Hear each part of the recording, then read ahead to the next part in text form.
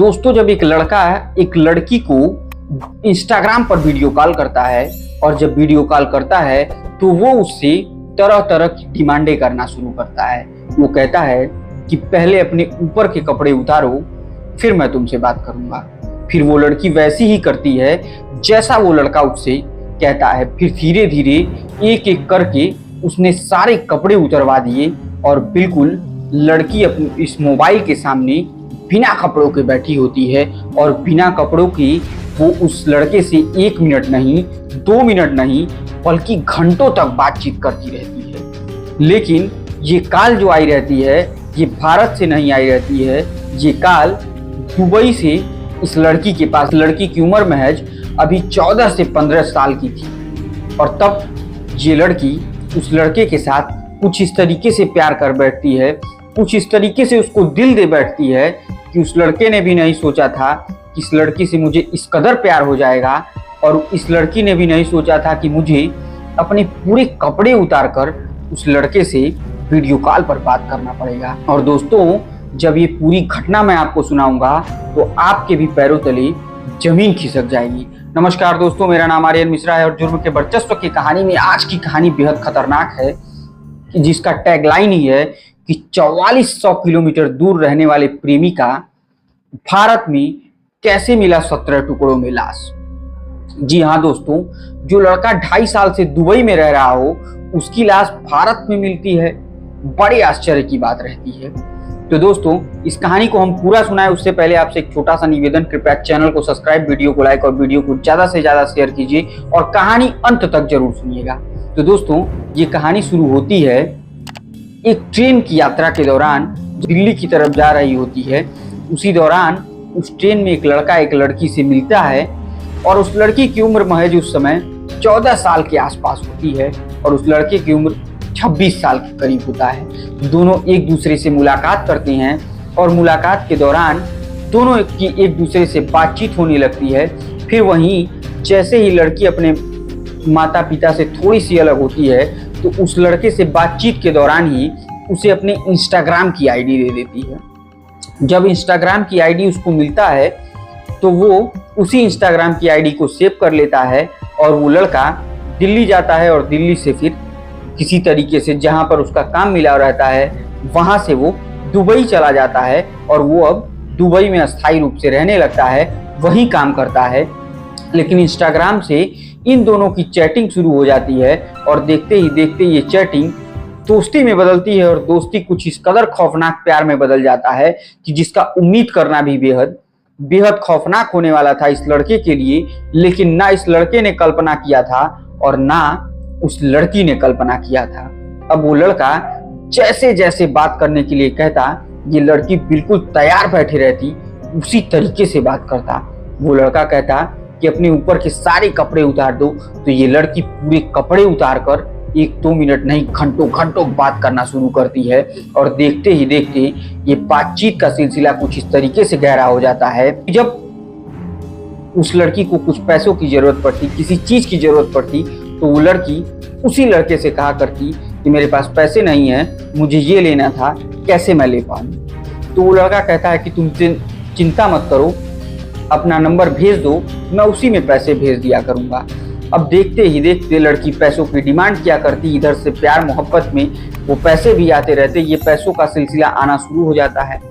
एक दिन लड़की बैठी रहती है, सोचती है कि जब इस लड़के के पास इतना पैसा है कि मैं जब भी पैसे मांगती हूँ तो ये वहां से भेज देता है, तो अगर ये पास आ जाता तो इसके पास कितना पैसा मिलेगा। अब ये सब सोच के लड़की एक प्लान बनाती है कि क्यों ना एक मेरा दोस्त है वो मुझे इस तरीके से पैसा देता है, कैसे मैं उससे और ज्यादा पैसे ले पाता हूँ। एक काम करो, तुम उसे मिलने के लिए बुलाओ। तब वो लड़की उसे फोन से बातचीत के दौरान समझाती है कि ऐसे वीडियो कॉल पर तुम्हें मुझे देखने से क्या फायदा मिलता है।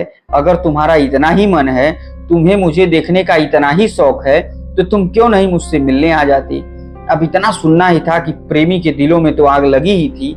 वो कहता है ठीक है, कोई बात नहीं, तुम जब कहो तब मैं आ जाऊंगा। अब इतना सुनना था कि लड़का तैयार था। इधर लड़की ने पूरा अच्छे तरीके से एक प्लान बनाया और लड़के को बुला लिया। अब लड़का दुबई से दिल्ली आता है।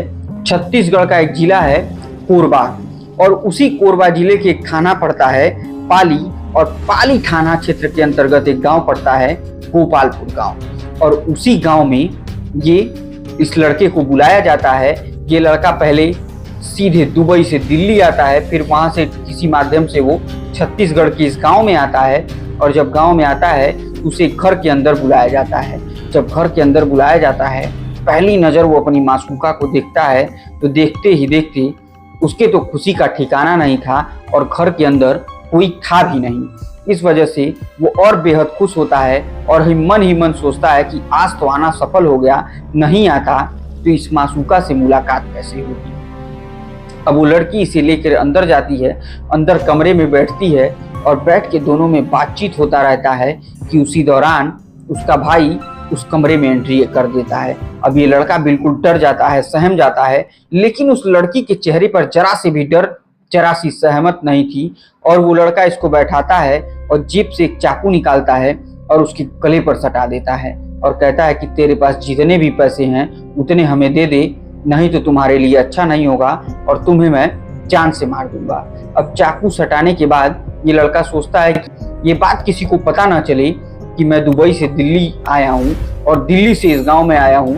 तो कहता है कि मेरे पास तो इस समय कुछ नहीं है, लेकिन हाँ मैं तुम्हें बाद में पैसे जरूर दे सकता हूँ। लेकिन उसी दौरान इन दोनों में कहा सुनी होती है, और जब इस लड़के को ये पता चलता है कि वो लड़का इसका दोस्त नहीं, इसका भाई नहीं, बल्कि मेरी ही गर्लफ्रेंड का प्यार है और ये इसी लड़के से प्यार करती है, तो वो लड़का चिल्लाने की कोशिश करने लगता है। अब जैसे ही वो लड़का चिल्लाता है तो तुरंत ये जो दूसरा वाला उसके भाई बताया जाता है, जो उसका प्यार होता है, इसका नाम राजा खान होता है, और ये मौका देखते ही उस लड़के की गर्दन ही उड़ा देता है।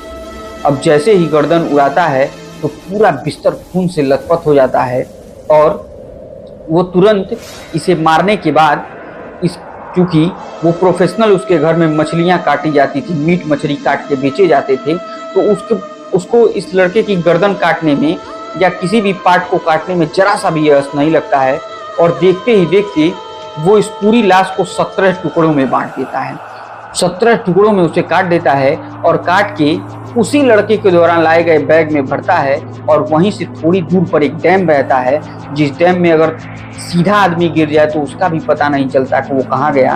वो इन लाशों के टुकड़ों को उसमें फेंकने की कोशिश करता है। वो जैसे ही 1-2 लाशों के टुकड़े अपने मासूका के साथ फेंक ही रहा होता है कि तभी वहाँ पर गश्त वाली पुलिस आ जाती है, और वो पुलिस को देखकर डर जाता है, सहम जाता है और वहाँ से निकल जाता है। फिर वो वापस आता है और उन्हीं लाशों के टुकड़े को फ्रिज में रख देता है, और फ्रिज में रखने के बाद वो उससे पूरी तरीके से सेफ रहता है, और धीरे धीरे कर इन लाशों के टुकड़ों को फेंकना शुरू करता है। लेकिन एक दिन वो जल्दी में 2-4 लाशों के टुकड़े नीचे फेंकता है, बाकी बैग ऊपर ही रह जाता है, और यहीं से उसकी भी किस्मत खराब होना शुरू हो जाती है, क्योंकि बुरे काम का नतीजा हमेशा बुरा ही होता है। अब उस बैग के टुकड़ों को छोड़कर ये दोनों लोग वहां से फरार हो जाते हैं, और ये दोनों अपना घर बार छोड़कर घूमने के लिए निकल जाते हैं। जो भी पैसे उस लड़के के पास थे, उन पैसों से ये ऐश करना शुरू कर देते हैं। लेकिन आते जाते राहगीरों को 2-4 दिन के बाद इसी डैम के पास से दुर्गंध आना शुरू होती है।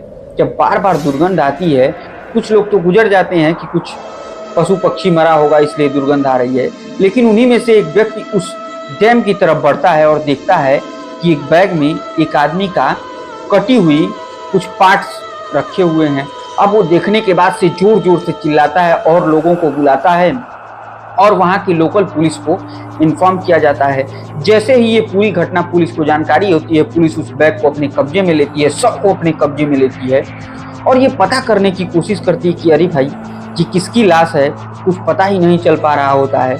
जब उस बैग से उस लाशों के अलावा जब खंगाला जाता है तो उसमें एक सेट कपड़ा मिलता है, और कपड़े के बाद उसमें एक टिकट मिलता है जो दुबई से दिल्ली आने का टिकट होता है, और उसी में पासपोर्ट मिलता है। पहली बार नाम इस लड़के का पुलिस को पता चलता है, इसका नाम असीम अंसारी होता है, जो पिछले 2.5 साल से दुबई में रह रहा होता है।